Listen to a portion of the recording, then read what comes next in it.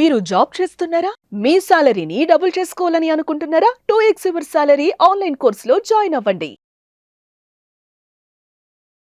Hello Anwar గారు. Hi sir. So ఇంటింటికి లా of attraction. So ఈ వీడియోలో ఏం చెప్తున్నారు? ఈ వీడియోలో చెప్పేది ఏంటంటే శివతత్వం గురించి చెప్తున్నానండి. అంటే ఇప్పుడు శివుని జనరల్గా బిజీగా ఉన్న టైంలో ఇప్పుడు శివుడు చాలా బిజీగా ఉంటారు. ఈ టైంలో శివుడికి ఎలా కనెక్ట్ అవ్వాలని అంటే అసలు ఏమేమి చేసే శివుడికి మనం ఈజీగా కనెక్ట్ అవుతాం. సో ఈ వీడియో జాగ్రత్తగా పూర్తిగా వినండి. సో ఈ వీడియో చెప్పేది ఏంటంటే శివతత్వం. ఎందుకంటే శివతత్వంలోనే ఉంది మానవత్వం ఉంది. సో అంటే ఇక్కడ శివుడు అంటే మీ అందరూ జాగ్రత్త, శివతత్వం అంటే శివుడు కూడా ఎవరికి సహాయపడతారంటే మానవత్వం ఉన్న వాళ్ళకి సహాయపడతారండి. సో అసలు శివుడి గురించి ఏంటి కొన్ని అంటే ఫ్యాక్ట్స్ తెలుసుకుందాం. సో అంటే ఫస్ట్ శివ అనే పదంలోనే చాలా ఇక్కడ చూడండి మంగళాత్మకం అంటే చాలా శుభకరం అనమాట. అందుకే చూడండి చాలామంది ఓం నమ శివ హరహర మహాదేవ శంభో శంకర అని అంటారండి. మీరు అంజీ సినిమా చూసినప్పుడు అంజీ సినిమా లాస్ట్లో చిరంజీవి గారు అక్కడ ఒక శివలింగం ఉంటుంది, అక్కడికి వెళ్ళాలి అని అంటే దారి ఏర్పడదు, తెలియదు. అలాంటప్పుడు నాగబాబు గారు వచ్చి చెవులో ఆ మహాశంకరుని మహాశివుని తలుచుకో, మనసులో తలుచుకుని అడుగై అని అనగానే ఎప్పుడైతే హరహర మహాదేవ శంభో శంకర అని మహాశివుని తలుచుకొని అడిగే టక్కన ఒక్కసారి ఆ దారి ఏర్పడిపోద్దండి. ఇప్పటికీ నాకు ఆ సీన్ అలా గుర్తుండిపోయింది అనమాట. అంటే ఎప్పుడైతే మీరు కష్టాల్లో ఉన్నప్పుడు మీరు కళ్ళు మూసుకొని మనసు అంతుల్లో నుంచి అంటే చూడు గుర్తుపెట్టుకోండి, ఆర్టిఫిషియల్గా చేయకూడదు, హార్ట్ఫుల్గా చేయాలి. ఈ రెండు గుర్తుపెట్టుకోండి. దేవుడు ఎప్పుడు మనకు కనెక్ట్ అవ్వాలంటే తెల్లవారులాగా మనం కూడా ఏం చేస్తుంటే ఏదో దేవుడు ఫీల్ అవుతారని గబగబా అగరబత్తులు వెలిగించేసి ఇలాగ అనేసి అలా కాదండి, అది ఆర్టిఫిషియల్. గుర్తుపెట్టుకుని కళ్ళు మూసుకుని మీరు అబ్జర్వ్ చేయండి. ఎప్పుడు మనకు కష్టం వచ్చినప్పుడు దేవుడు గుర్తొస్తాడు, అంతవరకు మనకి దేవుడు గుర్తురాడు. ఎంతసేపు మనం ప్రశాంతంగా కళ్ళు మూసుకుని అగరబత్తులు కనీసం వెలిగించే టైం కూడా ఉండవు, దేవుడు వెలిగి అనుకుని పారిపోతుంటుంటాడు. అంటే దట్ ఈస్ ఆర్టిఫిషియల్. అందుకే అప్పుడప్పుడు దేవుడు మనకి ఏదో కష్టంగా ఇచ్చి గుర్తు చేస్తుంటాడు. సో అందువల్ల మీరు ఏంటంటే ఏది చేసినా హార్ట్ఫుల్గా చేయండి. కింద కామెంట్ బాక్స్లో కూడా టైప్ చేయండి ఐ విల్ డూ హార్ట్ఫుల్ అని చెప్పేసానండి. అయితే ఇప్పుడు మనం ఇంకా ముందుకెళ్తే శివుడికి జనరల్గా మనందరికీ తెలుసండి. అంటే శివుడు త్రినేత్రం తెలిస్తే, మూడో కన్ను తెరిస్తే భస్మం అయిపోతాను. అంటే 3 కళ్ళు ఉంటాయని తెలుసు, 3వ నేత్రం తెలిస్తే భస్మం అయిపోతాను. అంటే అంత కోపం వస్తేనే శివుడు ఎప్పుడు కూడా 3వ నేత్రం తెలుస్తారు. అయితే ఫస్ట్ నేత్రం తెలుసుకుంటే సూర్యుడు. అంటే శివుడు యొక్క మొత్తం త్రినేత్రంలో మొదటి నేత్రాన్ని సూర్యుడు అంటారు. అంటే ఆరోగ్యానికి ప్రతీక అంటారు. అందుకే తెల్లవారు లాగానే అంటే సూర్యరశ్మిలో ఉంటే మనకి ఆరోగ్యం చాలా బాగుంటుంది. రెండోది ఏంటంటే చంద్రుడు. అంటే జీవకళకు ప్రతీక. అంటే సూర్యుడు ఎప్పుడు ఏంటంటే అంటే మనలో ఒక శక్తిని నింపుతారు, చంద్రుడు ఏంటంటే ప్రశాంతత నింపుతారు. మార్నింగ్ టైంలో నడుస్తుంటాం, చెమట పడుతుంటుంటుంది. మార్నింగ్ నైట్ టైం చంద్రుని కింద పడుకుంటే ప్రశాంతత వస్తుంటుంది. అయితే ఇంకా ఫైనల్గా అగ్ని అంటే తేజో గుణానికి ప్రతీక. మనకు కూడా జీవితంలో కష్టం వస్తే మనం కూడా తెరవాల్సింది ఏంటో తెలుసండి, 3వ కన్ను. సో ఎప్పుడైతే అంటే మన ఒకటే మనకు ప్రశాంతత కావాలంటే నేను ఒకటే చెప్తాను, మెడిటేషన్కి వెళ్ళాలి. మెడిటేషన్ అంటే ఏంటి? సైలెన్స్. అందుకే శివుడు కూడా ఎక్కువ ధ్యానంలో ఉంటారు. అందుకే నేను ఇంతకుముందు చెప్పానండి, సైలెన్స్లోకి వెళ్తే వైలెన్స్ కూడా పోతుంది మనకి. అయితే ఇక్కడ ఏంటంటే శివుడు ఇంకా ఎక్కువగా భస్మం రాసుకుని ఉంటారు. చాలామందికి భస్మం ఎందుకు రాసుకుంటారు, నేను కూడా చాలా రీసెర్చ్ చేసినట్టు ఏమైందంటే ఇక్కడ ఎందుకు శివుడు అంటే భస్మధారి శివుడు అంటే భస్మ రూపంలో ఎందుకు కనిపిస్తారంటే, భస్మం రాసుకుని ఎందుకు కనిపిస్తారంటే, భస్మం అంటే మీకు తెలుసు బూడిద. అంటే ఇక్కడ శివుడు మనకి ఏం చెప్తున్నారంటే అంటే చివరికి మిగిలేది బూడిదే నాయన అని అంటారండి. అంటే మనం అహానికి వెళ్ళకూడదండి. అంటే ధనవంతుడైనా పేదవాడైనా మధ్యతరగతి ఎవరైనా కూడా చివరికి వెళ్ళాల్సింది కాటికే అక్కడ. అందుకే సో అక్కడ అంటే ధనవంతుడైనా పేదవాడైనా ఎవరైనా చివరికి అవ్వాల్సింది బూడిదే. అంటే శివుడు మనకి ఏం చెప్తున్నారంటే నాయన నువ్వు గొప్పవాడని గర్వపడకు, చివరికి నువ్వు అందరూ కూడా బూడిదే. సో అందువల్ల ఏంటంటే భస్మం అంటే అహాన్ని నీలో చంపేసుకోని అర్థం అండి. అర్ధనారీశ్వరుడు అంటే శివుడు మనకి ఈ పిక్చర్లో ఏం చెప్తున్నారు, మన లైఫ్లో ఎప్పుడు కూడా గుర్తుపెట్టుకోండి, life is equal to wife. అంటే వైఫ్ బాగుంటేనే లైఫ్ బాగుంటుంది. అందుకే ఇక్కడ మీరు అబ్జర్వ్ చేస్తానండి. సో అంటే ఇప్పుడు గుర్తుపెట్టుకుని ఇంట్లో వైఫై అంత ఇంపార్టెంట్, వైఫ్ కూడా అంతే ఇంపార్టెంట్. సో ఇప్పుడు నేను ఏమంటానంటే ఒక్కోసారి ఇంట్లో వైఫై లేకపోతే మన పనులు అవ్వవు. ఏ పనులు? బిజినెస్ పనులు. ఇంట్లో వైఫ్ లేకపోతే పర్సనల్ పనులు అవ్వవు. సో అక్కడ ప్రొఫెషనల్ పనులు అంటే ఇంట్లో వైఫై ఉండాలి, పర్సనల్ పనులు అవ్వాలంటే ఇంట్లో వైఫ్ ఉండాలి. అంటే ఏంటి, వైఫ్ లేరు అనుకోండి ఇల్లు అంతా ఎలా పడితే అలా ఉంటుంది, పిల్లల్ని ఎవరు చేస్తారు. సో అందువల్ల గుర్తుపెట్టుకోండి wife is equal to life. అంటే అందుకే శివుడు కూడా ఏం చెప్తున్నారంటే మనకి చూడండి, అంటే నాలో సగ భాగం వైఫ్. అంటే వైఫ్కి కూడా చాలా ఇంపార్టెన్స్ ఇవ్వాలి. చాలామంది ఏం చేస్తుంటారు అంటే శివుడికి మొక్కుతారు, వైఫ్ని తిడుతుంటుంటారు. అంటే ఇక్కడ శివుడు ఏం చెప్తున్నారు, వైఫ్ కూడా చాలా ఇంపార్టెన్స్. చాలామంది ఏదైనా అడిగినప్పుడు నీకు ఎందుకు తెలుసులే చెప్తున్నాం కదా అన్నీ నీకు చెప్పాలా అవసరమా అని అంటుంటారండి. అందుకే చెప్తున్నాను. సో దయచేసి అలా అనకండి. ఏ ఇంట్లో ఆడవాళ్ళు సంతోషంగా ఉంటారో ఆ ఇంట్లో డబ్బు కూడా సంతోషంగా ఉంటుందండి, లేకపోతే వెళ్ళిపోతుంది. సో ఇంకా తీసుకుంటే గర్లకంఠుడు, ఇక్కడ చూడండి శివుడు జనరల్ మనందరికీ తెలుసు మెడ దగ్గర ఏంటంటే, సో కంఠం దగ్గర మనకి విషాన్ని పెట్టుకుంటారు. విషాన్ని పెట్టుకుని బయటకి ఏం వదులుతున్నారు? గంగను వదులుతున్నారు. అంటే ఇక్కడ ఈ పిక్చర్లో శివుడు మనకి ఏం చెప్తున్నారంటే, ఏదైనా విషయం ఉంటే అంటే నెగిటివ్ ఉంటే మనలో ఉంచుకోవాలి, పాజిటివ్ మాత్రం బయటికి వదలాలి అనేసి అంటున్నారు. అంటే ప్రతి పిక్చర్లో కూడా శివుడు మనకి ఏదో ఒక మెసేజ్ ఇస్తూనే ఉన్నారు పాజిటివ్. ఇందులో కూడా లా ఆఫ్ అట్రాక్షన్ చూడండి ఎంత అద్భుతంగా ఉందండి. అదేవిధంగా ఇంకా గంగాధరుడు, ఇక్కడ మీరు తీసుకుంటే ఇక్కడ పిక్చర్ మీరు జాగ్రత్తగా అబ్జర్వ్ చేయండి. శివుడు గంగను తలపై ధరించాడు. అంటే గంగ అంటే ఏంటి?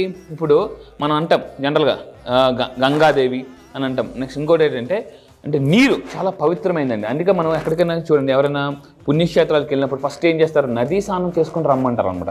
ఒకప్పుడు ఋషులు మహర్షులు, నాయన నీకు నేను ఇది బోధించాలంటే నువ్వు నదీ స్నానం చేసుకొని రా అని అనేవారండి. అంటే గుర్తుపెట్టుకుని మన బాడీలో 70% వాటర్ ఉంటుంది. మనం కూడా ఎప్పుడైనా స్ట్రెస్ అయినప్పుడు, ఏదైనా నెగిటివ్ అనిపించినప్పుడు, ఒక ఫంక్షన్కి వెళ్ళి బాగా డల్ అయిపోతుంది. ఎందుకంటే నెగిటివ్ ఎనర్జీస్ మన మీద ఎఫెక్ట్ చూపిస్తాయి.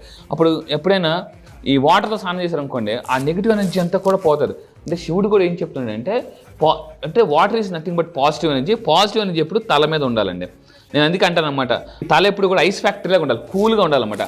సో మా గురువుగారు చెప్తుంటారు, హార్ట్ ఎప్పుడు కూడా లవ్ ఫ్యాక్టరీ, నోరు ఎప్పుడు కూడా స్వీట్ ఫ్యాక్టరీ లాగా ఉండాలండి.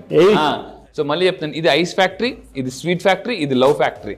సో ఆ విధంగా అంటే కూల్గా ప్రశాంతంగా ఉండాలండి. అండ్ ఇంకా తీసుకుంటే చంద్రశేఖరుడు, ఇక్కడ మీరు అబ్జర్వ్ చేస్తుంది శివుడు తలపై ఎప్పుడు కూడా చంద్రుడు ఉంటారు, నెలవంక. అంటే ఏంటి?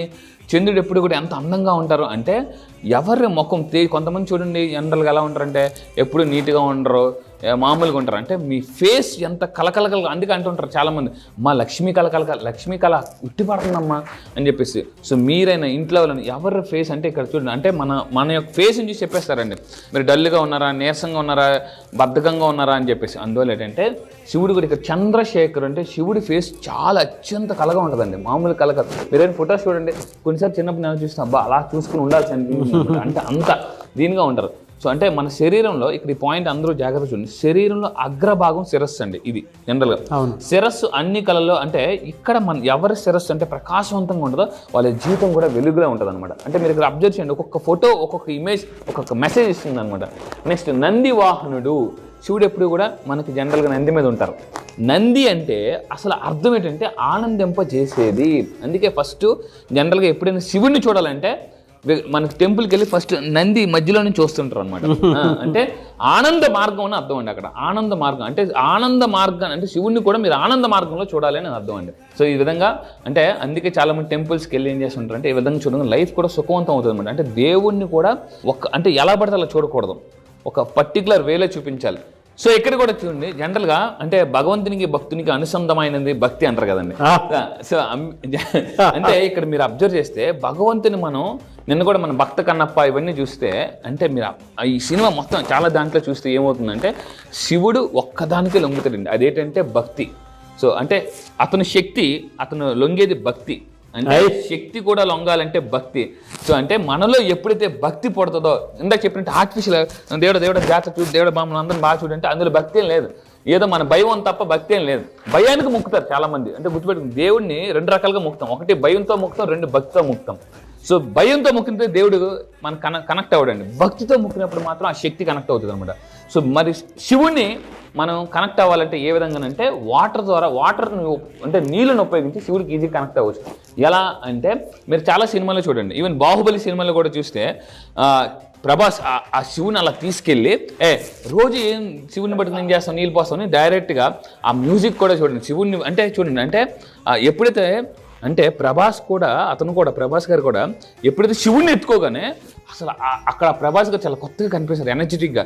అంటే అలా శివుని తీసుకెళ్ళి ఒక జలపాతం కింద పెట్టేస్తారనమాట. అంటే శివుడు కూడా అంటే మీ ఇంట్లో అంటే ధనం ఒక సంపదలా ప్రవహించాలంటే, సో ఇక్కడ మీరు అబ్జర్వ్ చేస్తే నీటి ప్రవాహం సంపద మరియు ఆశీర్వాదం అంటే చాలా మందికి అంటారు ఏ ఇంట్లో వాటర్ వేస్ట్ అవుతుంటుందో, అందుకే నేను చెప్తాను మీ ఇంట్లో ఎక్కడైనా వాటర్ లీకేజ్ ఉంటే ఇమీడియట్గా స్టాప్ చేయండి. ఎందుకంటే వాటర్ లీకేజ్ ఎక్కడైతే ఉంటుందో ఆ ఇంట్లో మనీ ఉండదు, ఫ్లో వెళ్ళిపోతుంటుంటుంది బయటికి. అదేవిధంగా ఇంకా తీసుకుంటే సర్పహారి, అంటే శివుడు ఒక సర్పహారి. అంటే ఇక్కడ శివుడు మెడలో ఎప్పుడు చూసినా కూడా పాము ఉంటుందండి. జనరల్గా మన పాము అక్కడ అని భయపడుతుంటుంటే, కానీ శివుడు చూడండి అంటే నల్ల త్రాచుని అంటే పాముని కూడా వేసుకుని ఎంత ప్రశాంతంగా ఉంటారు అంటే ఇక్కడ మనకు ఏమర్థం అవుతుందంటే పిక్చర్ చూస్తే మీ చుట్టూ ఎంత భయంకరమైన పరిస్థితులు మిమ్మల్ని భయపెడుతున్నా కూడా ప్రశాంతంగా ఉండాలి అని చెప్తుందండి. ప్రపంచం ఎప్పుడైనా గుర్తుపెట్టుకో, భయపడితే మనల్ని భయపెడుతూనే ఉంటుందండి. అంటే పరిస్థితులు కూడా పగబడుతున్నప్పుడు ఎప్పుడైతే ప్రశాంతంగా ఉంటాం దేవుడు కూడా అప్పుడప్పుడు పరీక్షిస్తుంటుంటాడు. సో అందువల్ల మనకి ఇక్కడ తెలుసుకోవాల్సింది ఏంటంటే చుట్టూ కూడా ఎన్ని పరిస్థితులు భయపడుతున్నా ప్రశాంతంగా ఉండడం చాలా అవసరం. సో తాండవ ప్రియుడు అంటే శివుడు ఎప్పుడు కూడా అంటే శివతాండవం అంటారు, అందుకే దాన్ని చూడండి అబ్బా శివతాండవరా, అందుకే మీ క్లాస్లో కూడా డ్యాన్స్ చేపిస్తారు మీరు. ఎస్, నేను అందుకే చెప్తున్నానండి మనీ డ్యాన్స్ చేయిస్తాను. ఈ కార్తీక మాసం ఈ హై ఎనర్జీ టైంలో ఏ ఎనర్జీకి వెళ్ళి మనం డ్యాన్స్ చేయాలి అని చెప్పేసి శివతాండవం అనేది మనీ డ్యాన్స్ కూడా ఉంటుంది. శివుడు ఎప్పుడు కూడా అంటే నృత్యాన్ని ప్రేమిస్తాడండి జనరల్గా, అందుకే అని అంటారు మేడం. భరతనాట్యం జనరల్గా ఎలా ఉంటుంది, ఇలా మొత్తం కాలు ఇలా పెట్టి అంటే భరతనాట్యం అంటే దేవుడు కూడా నాట్యానికి పరవశం అయిపోతాడు, సంగీత ప్రియుడు. ఈ విధంగా తీసుకుంటే నిత్యం అంటే అసలు శివుడు ఏం చెప్తున్నారు ఈ పిక్చర్లు చూస్తే, ఎప్పుడు ఆనందంగా జీవించి శివుడు కూడా చూడండి ఇక్కడ పిక్చర్లు మీరు అబ్జర్వ్ చేస్తే డ్యాన్స్ చేసినప్పుడు కూడా ఎంత అంటే తన్మయత్వంతో అంటే ఎంతో పరవశం అయిపోయి ఎంతో ఆనందంతో డ్యాన్స్ చేయాలి. ఎప్పుడు బాధగా డ్యాన్స్ చేయకూడదు. కొంతమంది ఏదో మోమాటంగా డ్యాన్స్ చేస్తుంటారు, సరే అని చెప్పి, అలా కాదు. దాని తర్వాత మహాతపస్వి శివుడు ఎవరు అంటే ఒక అంటే తపస్సు అండి. నిన్న కూడా చెప్పాను చూడండి, అక్కడ ధ్యాన ముద్రలో కూర్చున్నారు శివుడు కూడా ధ్యాన ముద్రలో కూర్చున్నారు. నేను నా లా ఆఫ్ అట్రాక్షన్లో అడ్వాన్స్ లా ఆఫ్ అట్రాక్షన్ ఉంటుందండి. దాంట్లో అడ్వాన్స్ లా ఆఫ్ అట్రాక్షన్ ఎటువంటి ముద్రాస్ వేస్తే కూడా డబ్బుని మనం అట్రాక్ట్ అవ్వచ్చు, సబ్ కాన్షియస్ మైండ్ కనెక్ట్ అవ్వచ్చు, ఫాస్ట్గా యూనివర్స్ కనెక్ట్ అవ్వచ్చు అనే విషయాలు కూడా చెప్తాను అనమాట. ధ్యానం చేస్తే ఏమొస్తుందంటే ధ్యానం చేస్తే జ్ఞానం వస్తుందండి. అందుకే చూడండి శివుడు లాంటి దేవుడే అంటే ధ్యానం చేస్తున్నారు. అందుకే చాలా మంది నేను చెప్తాను ధ్యానం చేయండి అని చెప్పేసి. ఇందాక ఒక మాట అన్నానండి, ధ్యానం చేస్తే ఏమొస్తుంది సైలెన్స్, మనలో సైలెన్స్లోకి వెళ్తే మనలో ఉన్న వైలెన్స్ పోతుందండి. సో ఏం చెప్తున్నారు శివతత్వం అంటే ఏంటంటే దేనికి చలించరాదు అని చెప్పేసి, ఓన్లీ అంటే లాజర్ ఫోకస్ ఉండాలండి, లాజర్ ఫోకస్ అనమాట.